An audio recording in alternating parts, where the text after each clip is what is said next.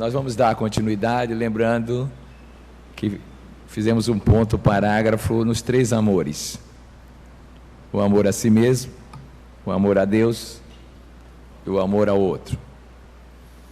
Nós podíamos resumir esses 3 amores em um: o amor a Deus. Há um poema de um autor espiritual na Bahia que diz que mergulhado no outro, Deus; mergulhado em mim mesmo, Deus; mergulhado no mundo, Deus.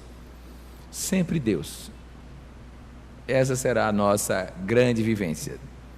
Daí porque nos arraiais espíritas se trabalha muito, ainda que de forma talvez incipiente, mas se cita muito o aspecto religioso.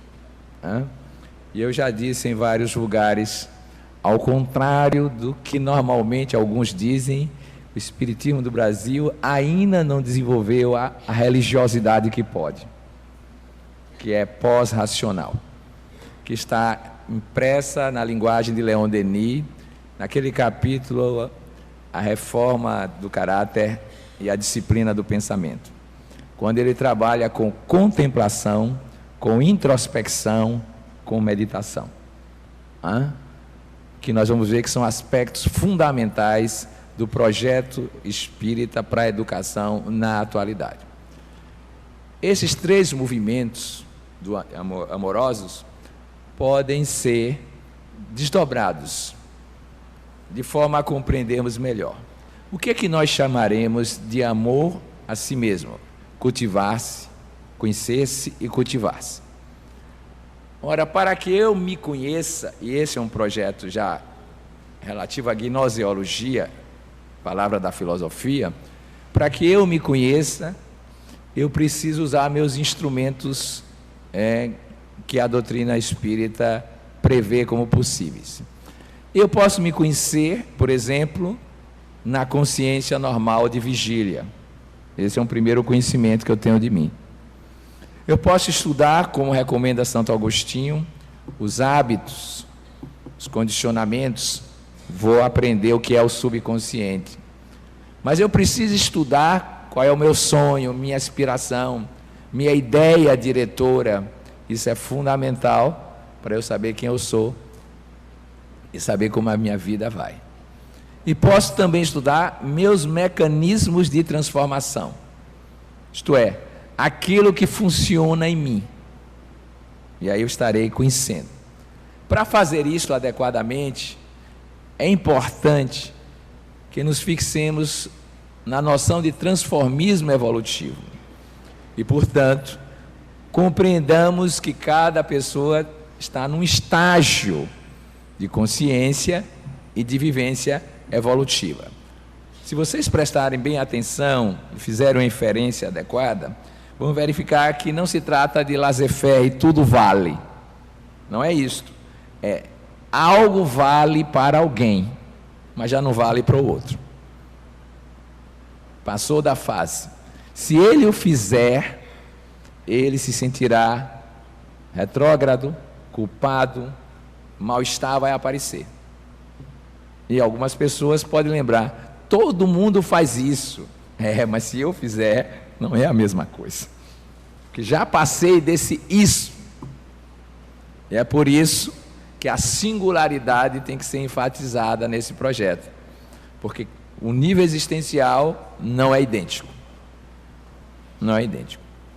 Esse autoconhecimento pode ser amplificado no momento que tivermos a mediunidade a serviço da pedagogia. Não genérica, mas para que oriente o que é viável naquela criatura. Qual é a zona, digamos, proximal de aprendizagem evolutiva que ela pode atuar.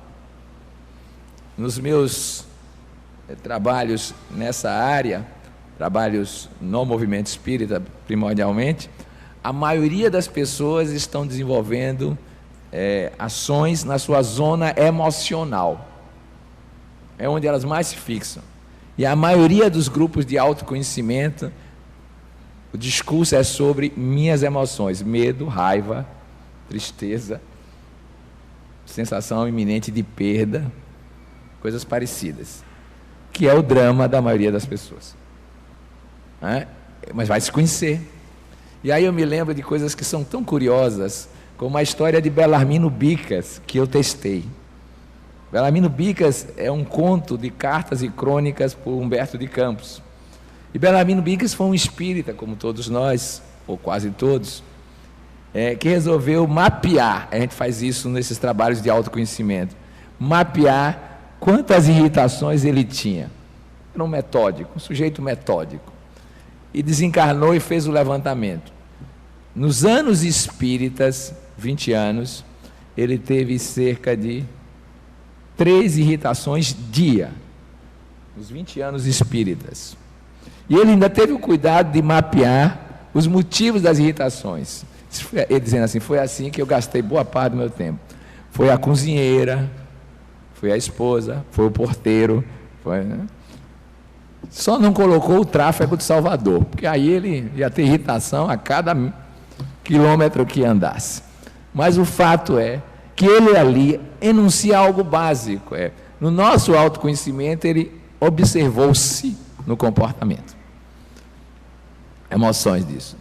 Eu fiz um mapa desse com adultos de 60 anos em diante, a média desse grupo. Um deles notou que de 8 às 20 horas a vida dele é tristeza, mágoa, raiva. Só melhora às 20 horas. Então ele agora se conhece. Ele disse, mas eu estou tão mal assim. Digo, você antes estava e não sabia. Agora já evoluiu. Tem consciência do que é que você está fazendo com a sua vida, com a sua experiência. Fiz isso com jovens. Nos anos 70, nenhum jovem conseguiu mapear 7 dias. Não conseguiram, de um domingo para outro. O que mais demorou foi na quarta-feira. Chegou até quarta-feira mapeando. E eu perguntei, e aí, você parou por quê? Você foi o único que conseguiu chegar até a quarta? Porque quando eu contei o número de raivas, eu fiquei com raiva de mim mesmo. Aí eu disse, vai ser mais raiva ainda do que o normal. Só para conhecer-se. Imagine cultivar-se. Mas há outros aspectos que nós vamos descobrir. Quais são os nossos valores, os nossos preconceitos, os nossos sonhos, as nossas vivências mais avançadas, nosso estado de relação com Deus. A maioria dos espíritas que eu conheço, na relação com Deus, que é um tópico um pouco diferente, aí é autoconhecimento ainda, privatizou Deus. Meu Deus! E ainda pediu que Deus fosse transgressor da lei dele. Faça um milagre em meu benefício. Eu digo, o seu Deus é privatizado, candidato à transgressão e ainda com um viés antidemocrático, porque vai atender o seu interesse e não o dos outros. O milagre é para você. Aí a pessoa vai se percebendo. Agora um dado importante, não julgue. Não julgue. É fundamental nessa fase. Porque se julgar, deprime. A autoestima começa a descer. Por isso que nós precisamos tomar consciência da nossa origem. No fundo, somos divinos. Apesar de estarmos humanos. Né? Mas somos divinos. Isso é fundamental nessa autopercepção, que já leva para o terceiro e maior movimento, que abordaremos mais adiante. Então, conhecida a nossa linha de base evolutiva, nós temos que saber qual é o nosso sonho, o nosso vir a ser na encarnação. Qual é a minha pretensão evolutiva? Boa parte da população baiana, pesquisada, está pretendendo se livrar do umbral. É todo o sonho. Eu digo, que pobreza. Só se livrar do umbral se for para o Ministério do Auxílio, na Câmara de Regeneração, já está ótimo. Eu digo, isso é coisa para pobre. Gente, pense que a união divina é para nós. E que melhor ainda, a gente vai passar lá, ver uns amigos e ir em frente.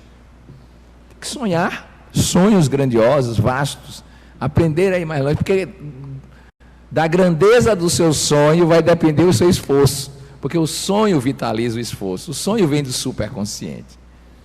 Mas se a gente se qualifica, quem sou eu, limitado, então a experiência de autopercepção vai ser extremamente restrita.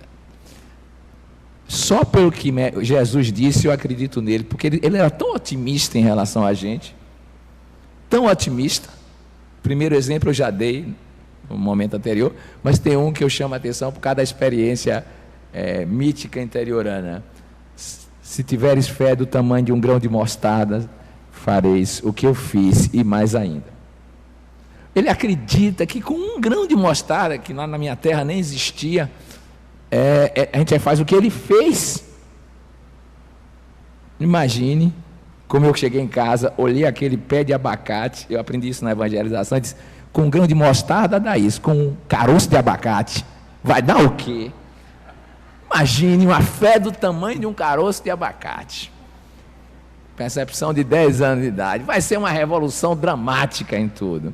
Ele acreditou no nosso potencial. A gente precisa observar quão disso nós não estamos cerceando. Porque, como ensina no mundo maior, às vezes nós cortamos o contato com o superconsciente.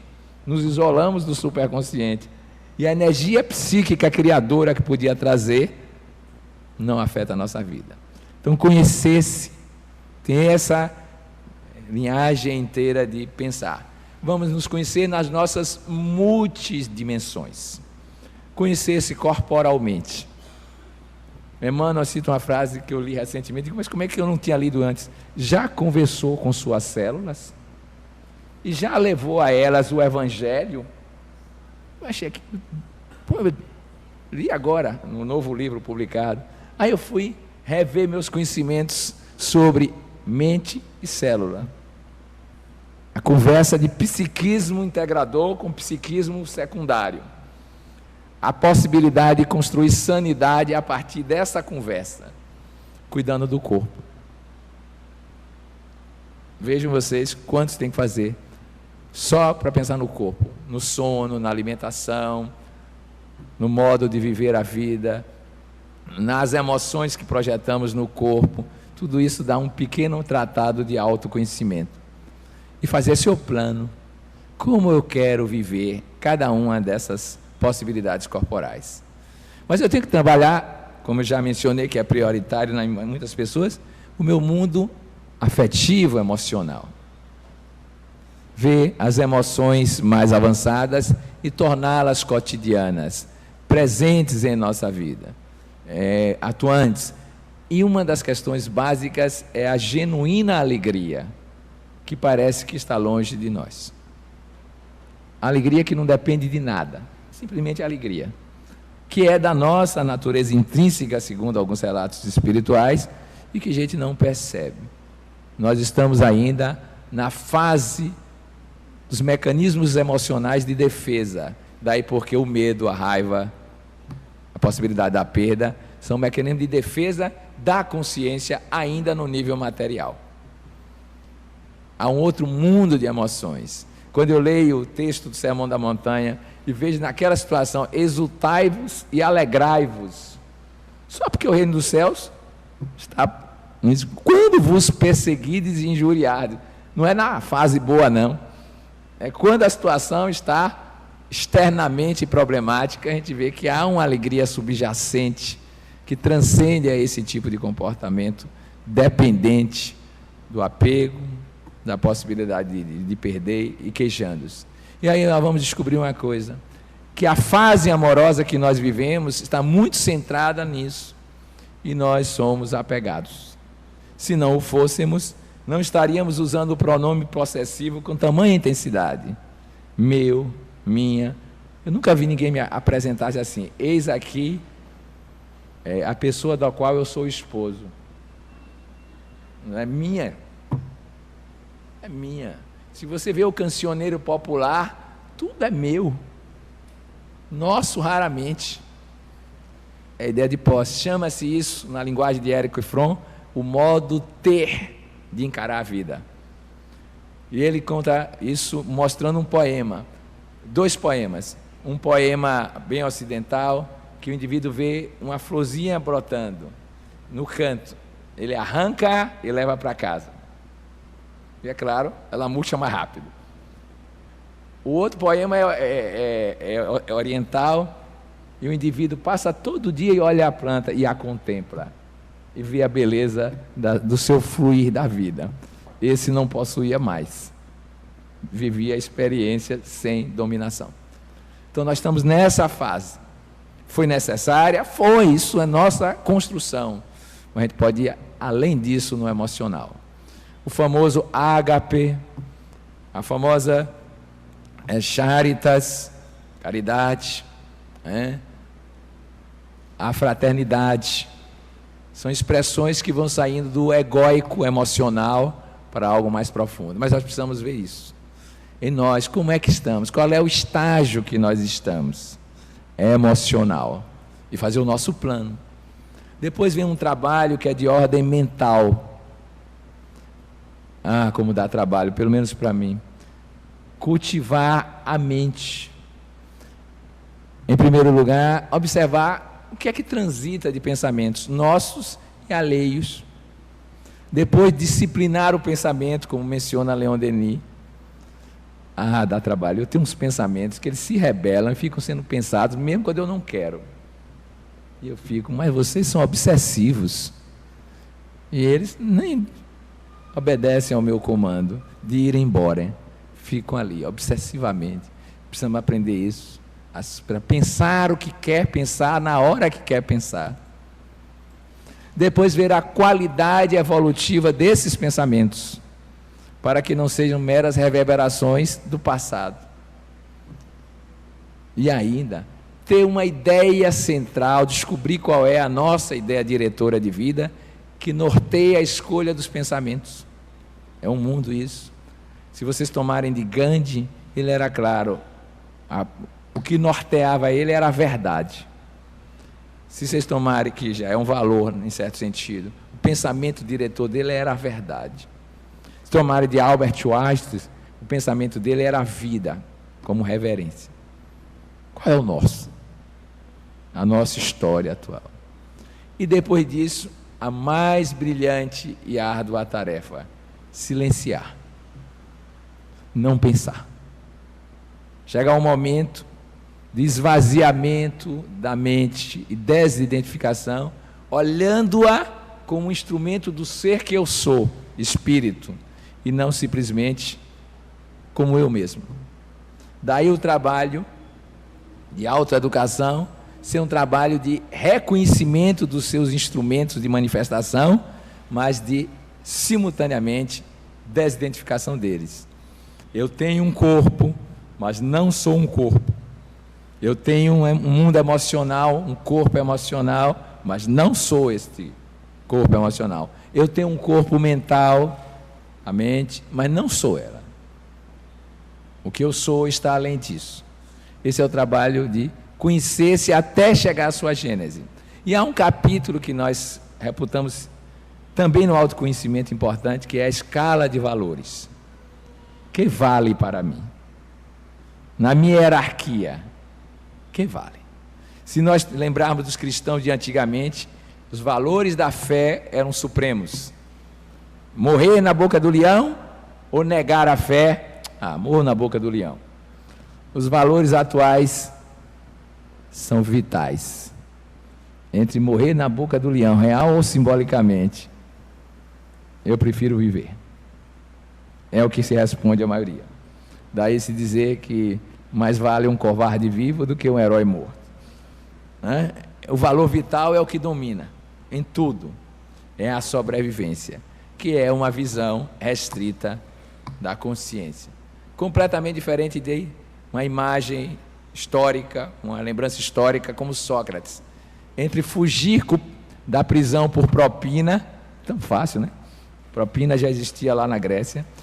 E deixar de filosofar, diz, não, mas aí eu estou fazendo dois equívocos. Primeiro, fugindo. Eu não fiz nada de errado. Segundo, corrompendo. Eu não vou, continuo aqui. E quando lhe disseram, que eu acho de uma beleza incrível, Sócrates, sua sentença, vós estáis condenados à morte no prazo tal. Ele, ironicamente, ele é o criador da ironia, responde: vós também estáis condenados à morte. E o que é pior, ignorais a data, que pode ser antes da minha. Ele era o homem mais sábio, sabia pelo menos a data da morte.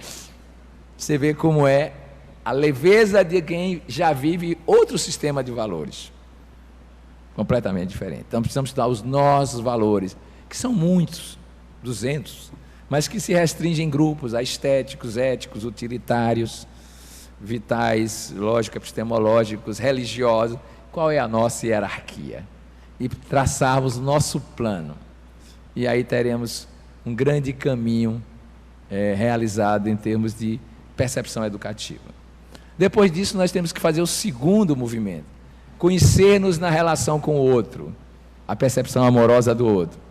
E aí temos um trabalho das instâncias relacionais, que vão de pessoa a pessoa, família, grupo, comunidade, sociedade, ecologia, interexistencialidade. Como é que estamos vivendo essa experiência de integração, parâmetro evolutivo, de amorosidade, também parâmetro evolutivo. Precisamos nos conhecer, ver-nos nesse movimento e projetarmos então a nossa maneira de atuar. No fundo, velhos pensadores já definiram como é o nosso processo da amorosidade em relação ao outro. Nós conhecemos o texto de Sócrates, que teve o cuidado de dizer aos filósofos aprendizes e os seus amigos que tudo que ele ia dizer foi dito por uma mulher chamada Diótima. 2 vezes ótima, que mulher, né? E ele dizia que são 4 fases, aquela época, 2.500 anos, 4 fases da relação amorosa. A primeira é pela deusa Porneia, que é o amor devorador, que lembra o amor do filho pelo peito da mãe. O que ele quer mesmo é só sobreviver, usufruir e sentir-se bem. É essa fase. Essa fase clássica que muita gente quer viver ainda adulto, não passou desse estágio. O outro nem existe para ele. É a fase que lembra o que se chama paixão pelo outro. É um estágio, a gente pode aprender isso. Na paixão pelo outro, não é o outro que é amado, sou eu que pretendo impor-lhe a imagem psíquica que eu tenho de um amor, para depois viver esse tipo de experiência, como se o outro tivesse condições de imitar a imagem psíquica. E aí a gente diz assim: mas você ama esta pessoa? Amo sim, de paixão. Agora, se ela resolver ficar feliz com outra pessoa, aí eu mato. O que demonstra que o amor é só para si. E aí estão algumas das passionalidades dessa fase. Toda paixão é uma tentativa de fusão do outro, de si, a imagem do outro. E toda fusão termina em confusão. Confusão, o nome já está dizendo. Ela tem que passar.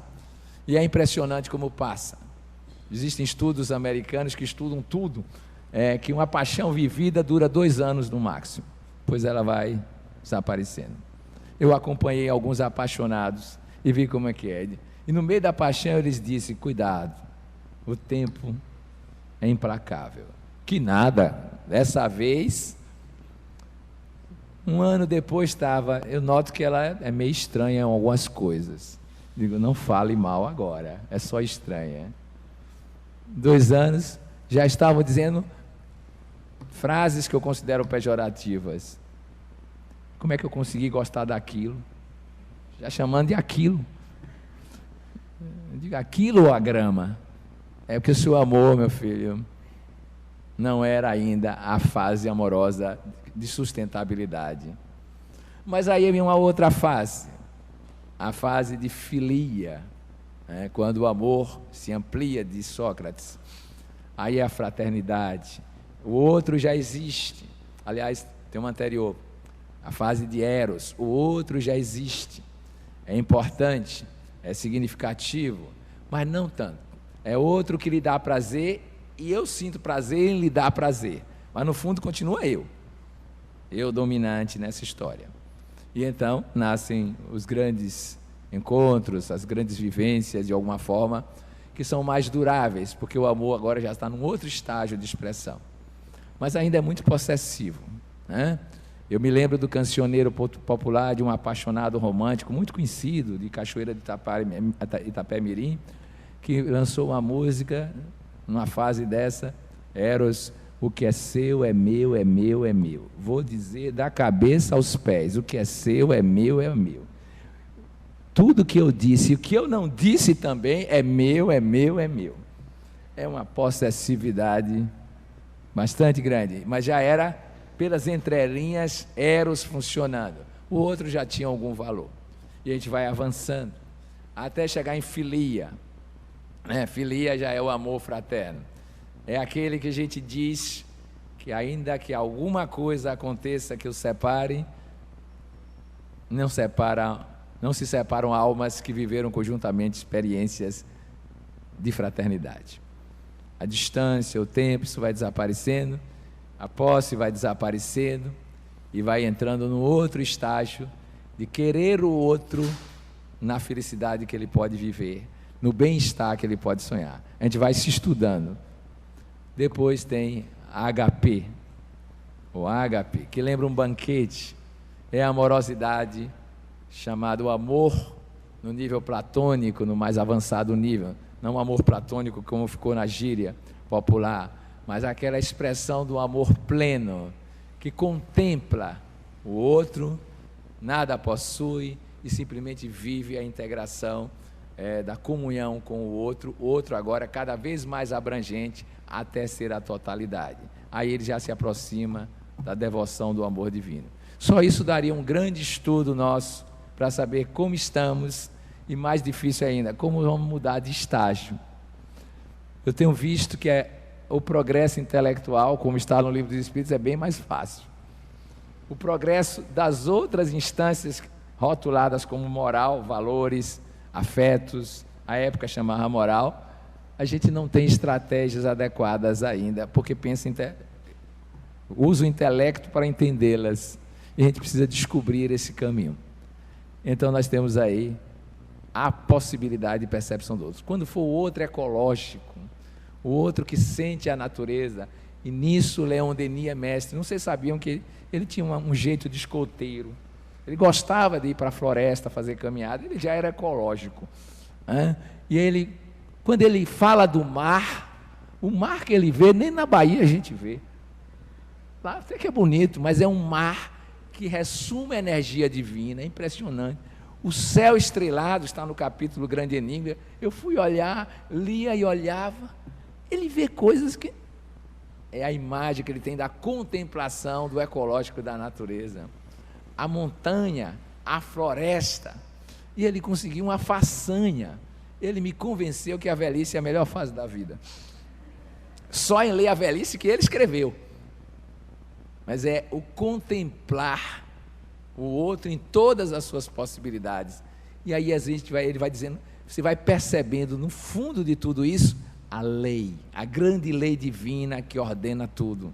Você vai olhando com o sensório, depois você muda de estado de consciência, ele não usa esse termo, entra em devaneio, usa o chamado terceiro olho, que é o olho da contemplação, que vem da tradição mística de São Boaventura, que hoje é preconizada por Ken Wilber, e aí você percebe o outro na sua totalidade. Vocês já se deram ao trabalho de olhar o outro e contemplar, sem pensar em nada, para percebê-lo na inteireza possível da sua manifestação? A nossa civilização teme o olhar. Pode prestar atenção. Se você olhar para uma pessoa 20 segundos, ela começa a ficar inquieta. Olhar nos olhos. 40 segundos, ela já está perguntando, você está vendo o quê? Eu digo, estou vendo a beleza divina materializada num corpo, numa pessoa. Mas não suporta ainda, porque nós temos um certo receio de ser percebido pelo outro.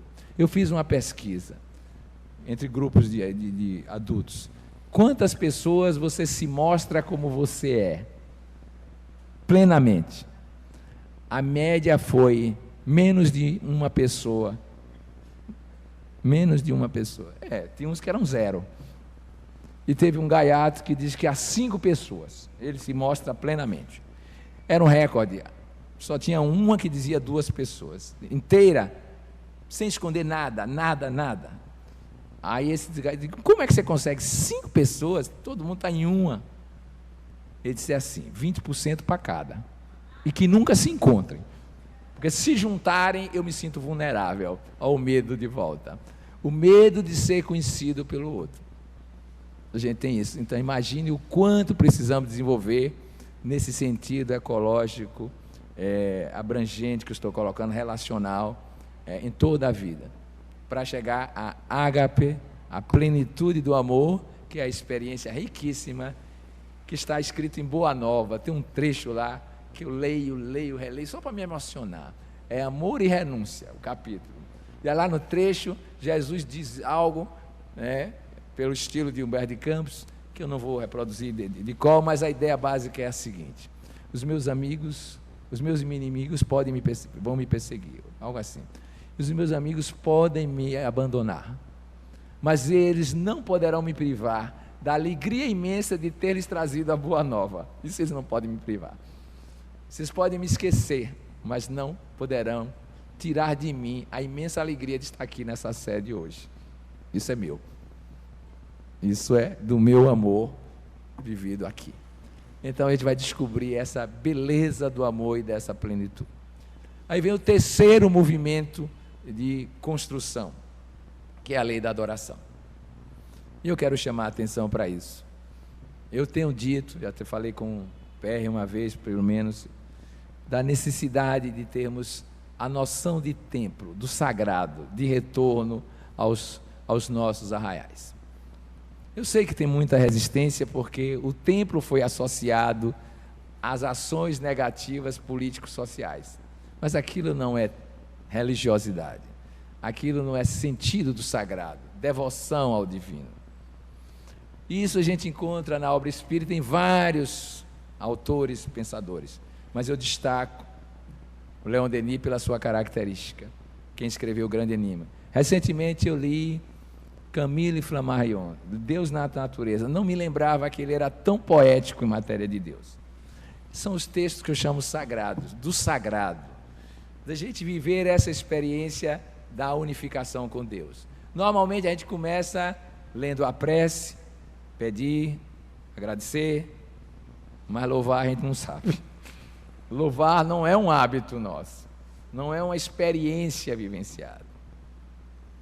É uma dificuldade no nosso ambiente trabalhar essa questão ainda, de desenvolvimento da experiência do sagrado. Primeiro, porque a gente tem uma reatividade, que nasceu da necessidade racionalista do século XIX, e que o contexto histórico que Kardec viveu, de certa forma, apoiava isso. Mas o sagrado não pode morrer. Nós não precisamos voltar ao mítico e ao mágico, que é pré-racional.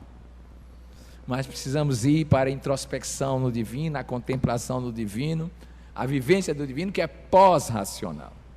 E aí precisamos entender que o Espiritismo apregoa possibilidades aqui e acolá de outras formas de vivência e de aprendizagem. Não somente a razão, o sensório, a intuição, o sentimento, naquele quadrado que está popularmente desenvolvido pela psicologia analítica, mas que a gente encontra nos textos espíritas, se nós pescarmos aqui e acolá e o ordenarmos adequadamente. Então nós vamos ver que o sagrado é fundamental. Não é um personagem, não é o sagrado transformado em santificação de A, B ou C, mas é a vivência cada vez mais crescente da consciência de totalidade divina. E precisamos, nessa direção, fazer esse terceiro movimento com maior riqueza do que temos feito até a atualidade. Com isso, nós formamos um projeto geral espírita para a educação. E aí vem os desdobramentos. Precisamos entender que o movimento espírita poderá oferecer às pessoas diversas possibilidades de aprendizagem. E já estamos vendo isso com mais clareza. Cada um está no seu próprio ritmo. Alguém que chega, diz: eu sou ateu. Allan Kardec dizia: não tente transformar um materialista em espírita. Vai dar muito trabalho essa mudança brusca. Vai dar muito trabalho. Torne-o espiritualista. Emmanuel chega a dizer no prefácio de Nosso Lar que a humanidade precisa de espiritualismo, de espiritismo, mas precisa muito mais de espiritualidade. Isto é, no nosso modo de entender, vivência do espiritual. A forma vai variar. O jeito de apresentar, nós temos nossas características de movimento, de população, de comunidade. Essas características, naturalmente, precisam ser respeitadas, pois sem o que não há aprendizagem adequada. Mas precisamos ir além para tomar da fecundidade do pensamento espírita e traduzi-lo em ações operacionais. Por exemplo, eu já mencionei a identificação do estágio evolutivo, do projeto de reencarnação da pessoa. Vocês já notaram que raramente há avaliação do projeto de reencarnação na vida do encarnado? Fica todo mundo esperando na hora da morte, ou depois da morte. Aí, meu amigo, não dá nem para voltar e consertar nesta. Raros têm essa experiência de, deixa eu fazer uma avaliação a cada 5 anos de como está o desenvolvimento do projeto. Não precisa instaurar um PDCA, mas precisa ter um programa de objetivos da encarnação. Qual é o objetivo de cada um? Tem peculiaridades, tem exigências, tem características próprias para certas pessoas que precisam ser valorizadas e até mesmo dado um trato singular, porque são pessoas com aquele momento existencial evolutivo e vão se modificando. Então nós precisamos ter estruturas que permitam esse tipo de abordagem, essa abrangência de possibilidades de atuação educacional. Também quero chamar a atenção para um outro aspecto que nós não estamos acostumados. Num projeto espírita para a educação, há que se considerar os níveis de consciência. Nós estamos acostumados a trabalhar com 1 ou 2 níveis. E os estados de consciência, nós estamos acostumados a trabalhar com 1, a consciência de vigília. Mas nós temos vários estados de consciência que não exploramos, não ampliamos a consciência da consciência, portanto. O estado de despertar, o estado de devaneio, o estado de meditação, o estado de transe mediúnico, anímico, ultrafânico. São várias possibilidades que são apontadas aqui e acolá pela literatura espírita. Nós precisamos acordar para essa possibilidade e construir as formas facilitadoras para que as pessoas despertem. Os estados e os estágios de consciência. E aí, nós precisamos, com essa síntese, verificar o que somos capazes de tornar exequível. Eu propus, há 3 anos, lá na Bahia, aos líderes baianos que eu conheço, em reuniões, que fizéssemos um projeto. O projeto começava com a seguinte identificação, já que é o nosso modelo. Que tal tomarmos de 10 frases do Evangelho e verificarmos qual é o estágio de consciência que nós temos? As 10 mais difíceis, a gente ficaria. Para vocês terem uma ideia, perdoar 70 vezes 7 não entrou na lista, porque era fácil, já era das fáceis. Até porque nós tínhamos descoberto lá na Bahia um caminho mais fácil. Ao invés de ficar perdoando 70 vezes 7, que significa magoar-se igualmente, era melhor não se ofender logo, porque aí não tinha que perdoar nada. Dá menos trabalho. Era uma questão de menos trabalho. Mas alguém lembrou, mas para chegar a não se ofender vai ter outro trabalho. Aprender a lidar com essa situação.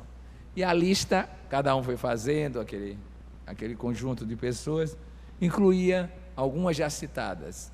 Mas olhem só, buscai o reino dos céus e sua justiça. Está lá na ansiosa solicitude pela vida. Amai os inimigos, incluímos essa.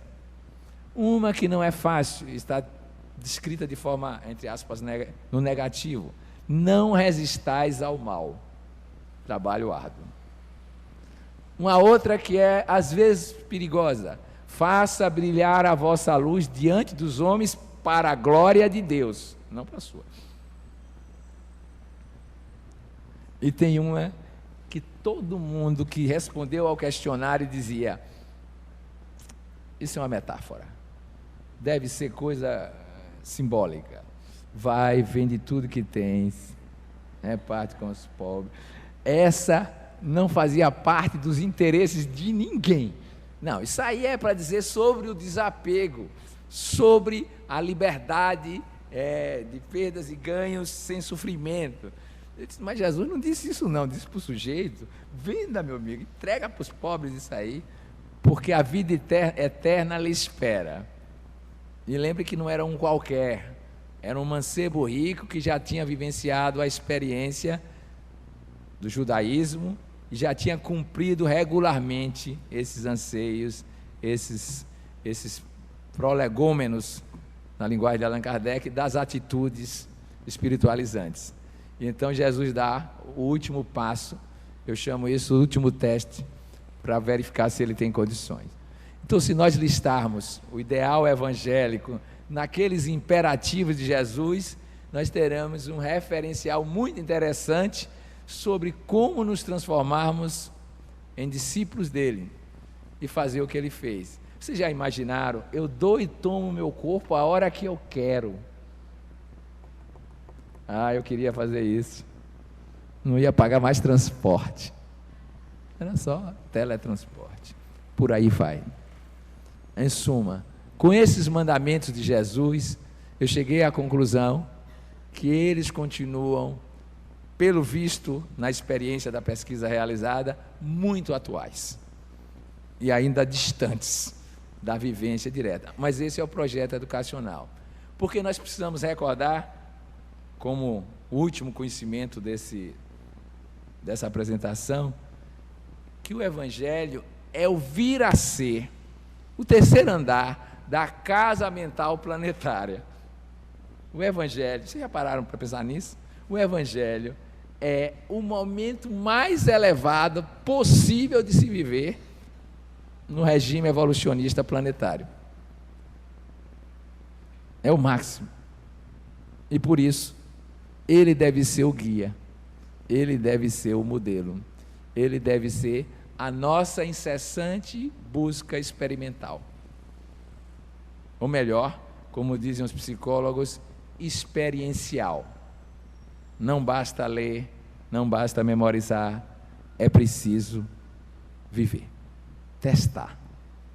Testar a fé, testar o desapego, testar a consciência de eternidade, testar a presença de Deus no mundo, como exemplo da nossa manifestação que chegou a ser perfeito como é Ele, testar a busca do reino dos céus e verificar se resolve os problemas da terra.